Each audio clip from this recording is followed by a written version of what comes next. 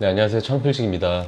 오늘 말씀드릴 주제는 요즘 제가 인터뷰를 다니고 있는데 매장을 하나만 운영을 하시는 게 아니라 좀 여러 점포를 운영하시는 그런 사장님에 대한 얘기를 해보려고 합니다. 그래서 제목을 세개 매장 동시 운영하시는 사장님의 성공 비법, 다점포 운영 사장님의 비밀에 대해서 좀 설명을 드리겠습니다. 처음에 찾아뵙고서 그 사장님께서 저한테 이렇게 말씀을 하시더라고요. 산부인과에 가서 아이를 낳고 산후조리원에 가게 되면은 똑같은 신생아들이 다 줄지어서 누워있는데 정말 희한하게도 본인이 낳은 아이가, 그러니까 내가 낳은 아이가 엄마를 어떻게 알아보고 눈도 잘 안 보이면서도 애가 그렇게 부모를 빤히 쳐다본다고 이렇게 말씀을 하시더라고요. 그게 너무 희한한 거 아니냐. 부모가 자식을 바라보는 건 이해해도 그 갓난 아이가 부모를 알아보는 게 정말 희한한 일이잖아요. 자식이 부모를 찾을 때 언제든지 봐줄 수 있는 곳에 부모가 있는 것, 그게 부모의 역할이라고 생각합니다. 그래서 저는 제 가게를 확실히 보고 케어할 수 있는 곳에 몸을 둡니다.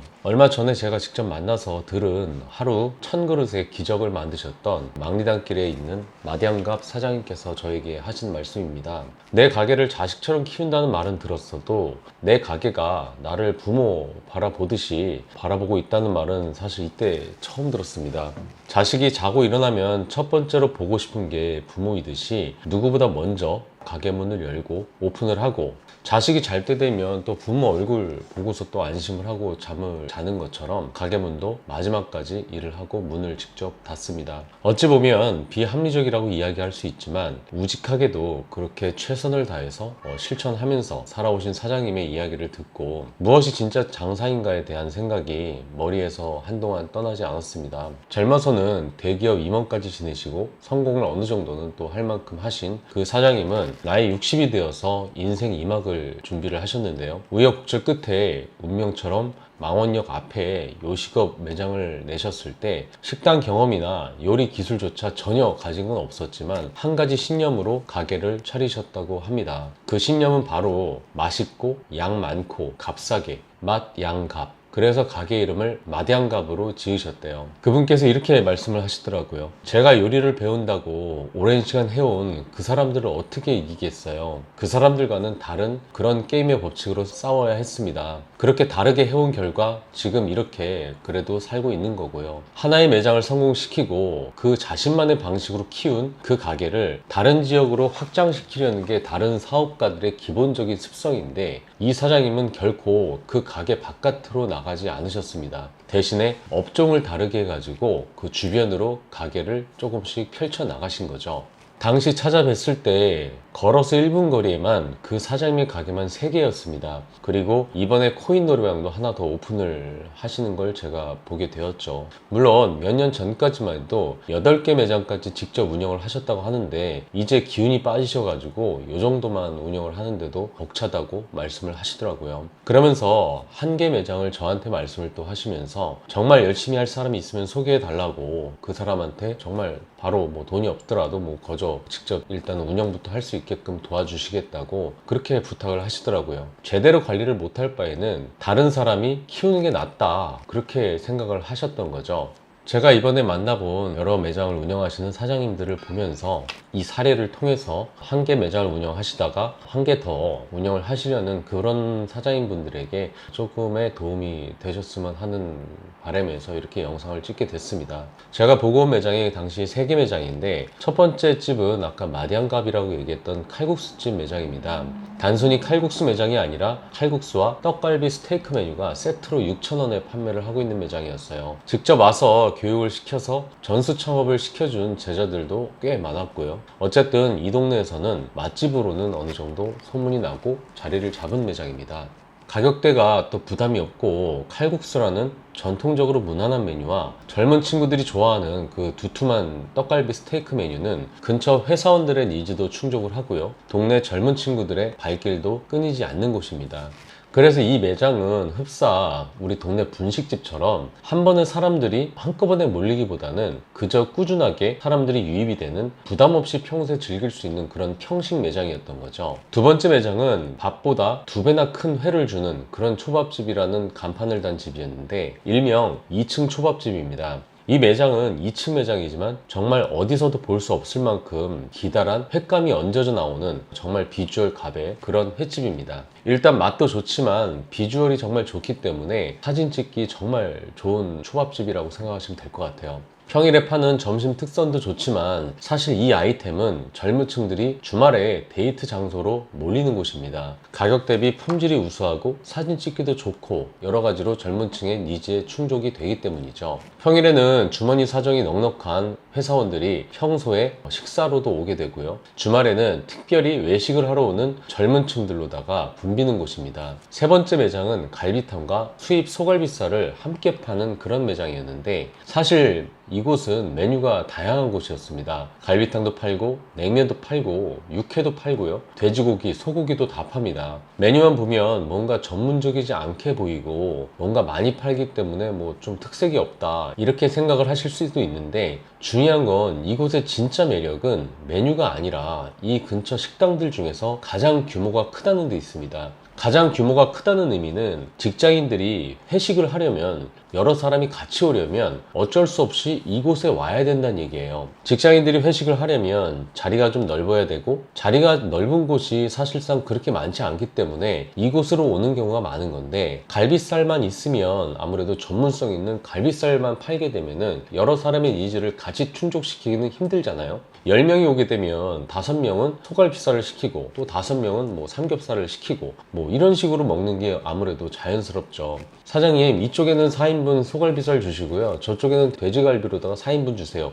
이런 식으로 보통 여럿이 가면 시키게 되는 거잖아요. 망원동이 다 옛날 건물들이다 보니까 사실 가게들도 다 쪼만쪼만합니다. 그래서 큰 건물이 귀합니다. 게다가 그 동네가 주말에 가보면은 뭐 젊은 층들을 상대로 한 좀 아기자기하고 좀 비주얼 좋은 그런 메뉴들을 파는 곳은 많은데 정작 그 동네 사는 어르신들이 먹을 음식점들은 되게 적어요. 갈비탕과 육회 비빔밥에 대해서 설명을 하시면서 이렇게 말씀을 하시더라고요. 몇십 년 연구에서 인정받은 그 갈비탕 육수를 내가 어떻게 이길 수 있겠습니까? 나는 내 방식대로 갈비 쓰고 육수 내서 정말 한 번 오면 또 올 수밖에 없게 만들어 가지고 대접을 합니다. 우리 육회 비빔밥도 들어가는 숙성 육회도 내가 직접 개발한 겁니다. 생 육회로 하게 되면 아무래도 육회 전문점이 아니기 때문에 재고로 남겨질 수도 있고 맛의 변질도 생길 수가 있다 보니까 아예 숙성 육회로 만드신 거죠. 그렇게 되면 조금 더 부드럽게 즐길 수가 있고요. 그 동네 사는 어르신들은 뭐 비주얼 좋은 뭐 파스타를 좋아하는 것도 아니고 뭐 비주얼 엄청 좋은 뭐 일본식 덮밥이라든지 뭐 이런 것들을 좋아하시는 것도 아니고 그저 내 몸에 조금 좋은 좀 퀄리티 좋은 갈비탕 하나 제대로 먹고 싶으신 건데 예전에 어르신들 사실 갈비탕 드시면 퀄리티 있고 영양가 높은 거 좀 드신다고 이렇게 생각하시는 분들 많았잖아요. 어쨌든 평일에 직장인들 회식 수요와 그 동네 어르신들의 니즈를 정확하게 겨냥한 식당인 겁니다. 서로 업종은 확연하게 달랐지만 그 사장님은 마량갑이라는 매장을 통해서 가볍게 평소에 먹을 수 있는 평식을 파셨고요. 2층집 초밥이라는 매장을 통해서 주말에 막리단길을 찾아오는 젊은 층을 겨냥한 매장을 차리셨고요. 그리고 평일 근처 회사원들, 회식 공간과 그 동네 어르신들을 위한 영양가 듬뿍 담긴 그 갈비탕을 파는 그런 매장으로다가 이렇게 서로 보완을 하고 각자 다른 색깔을 가진 이 가게 3개를 정말 톱니바퀴 돌아가듯이 정교하게 운영을 하고 계셨습니다. 며칠 전에 죽전 카페거리라는 곳을 제가 갔습니다. 제가 집이 경기도 광주다 보니까 죽전 카페거리를 좀 자주 가는 편인데 그곳에서도 가게를 3개 운영을 하시는 사장님을 만나 뵙고 왔습니다. 사장님의 이름이 문씨이기 때문에 가게 이름이 다 문이라는 글자가 들어가 있어요. 피제리아 다문, 문스 카페, 문스펍. 처음엔 영어로 문이라고 적혀 있어 가지고 달을 좋아하는 사장님인가 보다 했는데 성이 문씨시더라고요. 중요한 건 피제리아 다문은 피자와 파스타를 파는 곳이고 문스 카페는 브런치 카페입니다. 그리고 문스 펍은 수제 맥주를 파는 곳이고요.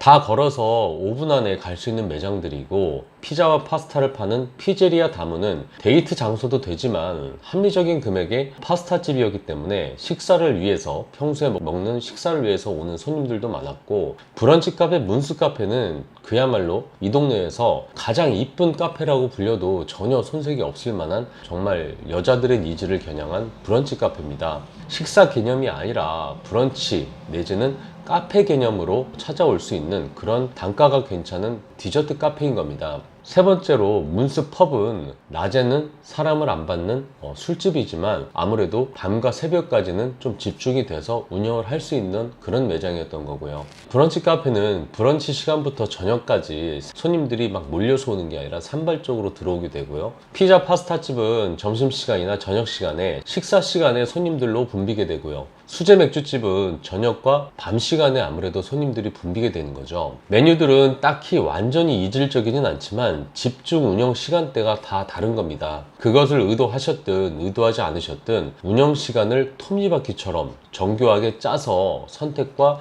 집중을 하면서 운영을 하고 계셨던 겁니다. 물론 단순히 기술적으로 구분을 잘 해놨다고 해서 잘 되는 건 아닙니다. 앞서 이야기한 그 첫 번째 사장님은 68세의 고령이시고, 두 번째 카페거리 사장님은 30대 초반의 젊은 사장님이시지만 그야말로 한마디 한마디 들을수록 내공으로다가 똘똘 뭉쳐있는 그런 사장님들이었죠.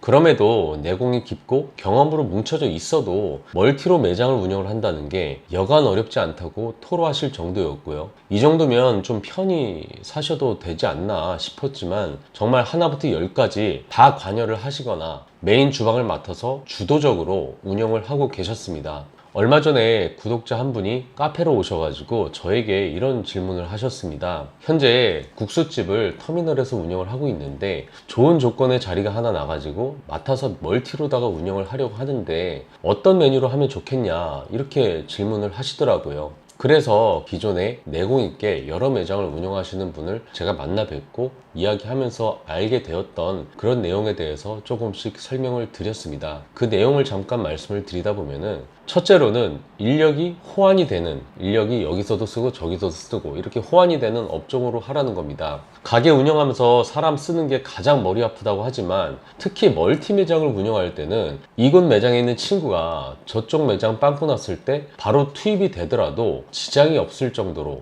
그렇게 말이죠. 두 번째는 재료가 중복이 되는 그런 업종으로 하는 게 유리하다는 겁니다. 장 보러 갈 때 한 번에 살 때 또 왕창 살 수가 있으니까 구매력 측면에서 어느 정도 상호 보완이 될 수가 있는 겁니다. 세 번째는 집중 영업 시간을 다르게 하자는 거죠. 식당을 하고 있다면 점심 저녁 시간에 집중되지만 호프집은 저녁이나 밤에 집중이 되는 것처럼 두 가지가 집중 시간대가 좀 다른 걸로다가 업종을 정하라는 얘기입니다. 네 번째는 영업 방식을 다르게 할 것. 홀 위주의 식당을 하고 있다면 비가 오나 눈이 오나 바람이 불 때 매출이 떨어질 수가 있으니까 그때를 대비해서 홀이랑은 전혀 반대적인 성분인 배달 전문 식당을 하는 것도 고려할 만합니다. 다섯 번째는 덜 전문적인 업종으로 하는 겁니다. 셰프의 특별한 기술이 필요한 매장을 하나 운영을 하고 있다면 두 번째 매장은 굳이 셰프의 요리 실력이 없어도 되는 업종으로다가 선택을 하게 되는 거죠. 여섯 번째는 상호 이득이 되는 업종으로 하라는 겁니다. 1차로 먹는 밥집이 많은 상권이라면 2차로다가 갈 곳이 별로 없었을 때 호프집을 거기다 하나 차리게 되면은 그곳으로 사람들이 몰리게 되는 거고요. 1차 밥집으로다가 내가 자리를 잡았다면 그 상권에 2차 성격이 짙은 집으로 하나를 차리는 것도 하나의 방법이 될 수 있는 겁니다. 일곱 번째는 평식과 외식을 구분해서 들어가는 겁니다. 평소에 먹는 7,000원짜리 평식, 해장국집으로 내가 지금 운영을 하고 있다면 추가로 하나 더 내는 매장은 멀리서도 좀 찾아와서 먹을 수 있는, 멀리서 찾아와서 먹어도 가치가 있는, 평소에 먹는 7,000원짜리가 아니라 뭐 12,000원짜리나 15,000원짜리 그런 외식 메뉴로 가는 거죠. 같은 평식 가게로 내 가게끼리 싸우는 거를 방지하자는 겁니다. 이 외에도 정말 뭐 많겠지만 좀 더 많은 부분에 대해서 노하우가 있으신 분들은 좀 댓글로 남겨주시면 너무 감사하겠고요. 어쨌든 일단 추가로 매장 내는 걸 고려하시는 분들은 앞서 이야기한 다점포 그런 운영주 분의 이야기와 제가 이야기했던 일종의 제가 오롯이 주관적으로 느낀 그 솔루션을 통해서 한 번 더 고민을 해보시고 그리고 멀티 매장을 출점을 하셨으면 좋겠습니다. 이상 창필직이었습니다.